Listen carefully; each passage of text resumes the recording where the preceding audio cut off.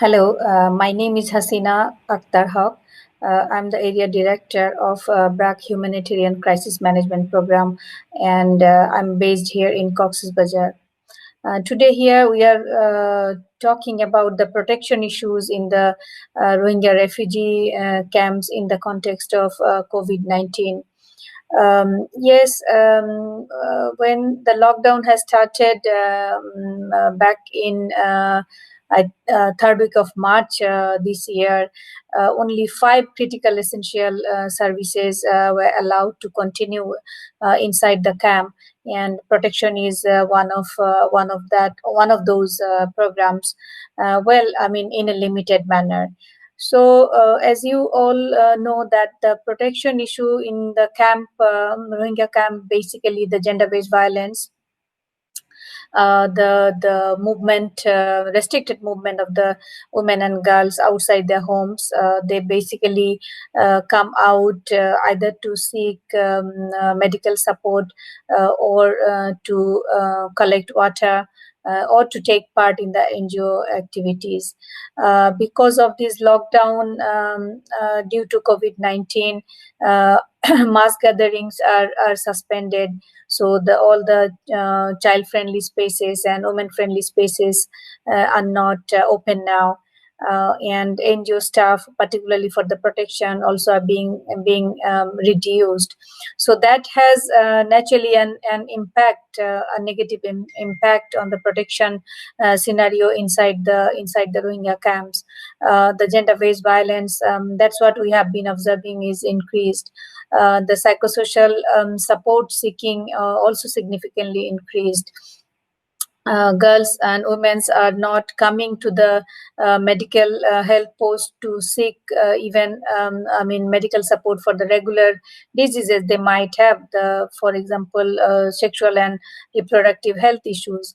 So these things that shows that the protection scenario is getting worse inside the camp. During this COVID, as because of restricted staff movement, we cannot do this the mass gathering, the group method support, and door-to-door visit. So we are doing it, but in a very limited manner. And one-to-one support.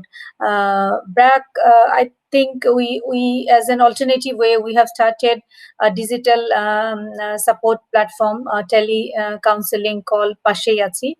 That is in Bangla. It means that we are beside you. It is a combination of learning support and the counseling support to the adolescent girls, and also the life-saving messages that we are trying to disseminate about these prevention from the COVID-19.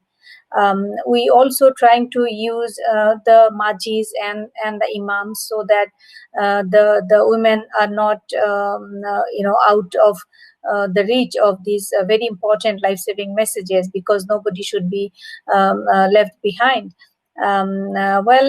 Actually, the situation, I think the way it is emerging, every day there is something new that we are learning. We also, as an humanitarian responder, trying to cope with all those informations, and try to reach out to the women and girls inside the camps, so that they know.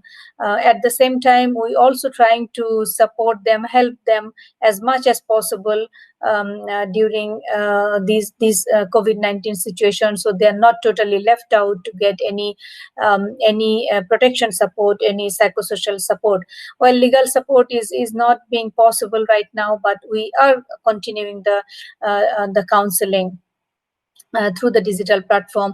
We also have the trained volunteers, the Rohingya volunteers inside the camp, and they also supporting to reach out to the girls and women with the information. So this is something that we need, that we need to talk a little more. We need to do a little more. We also need to be prepared, because whatever manner we are supporting the girls and women in this pandemic, but lot more needs to be done once the pandemic is over. So we need to prepare ourselves. We need to to position ourselves in terms of capacity, in terms of resources, so that the women, the Rohingya girls and women are not, their life should not be really vulnerable during and after the pandemic. And so that is something that BRAC is also preparing. We are, member of the wider NGO fraternity here. We do have different forums where we discuss, and we are trying to come up with action plans that how best we can support the Rohingya girls and women in this pandemic and beyond. And all these psychosocial support that comes actually with untold physical violence, and that's also something will be increasing, we apprehend, and we need to tackle, and we need to be prepared to tackle them in the future.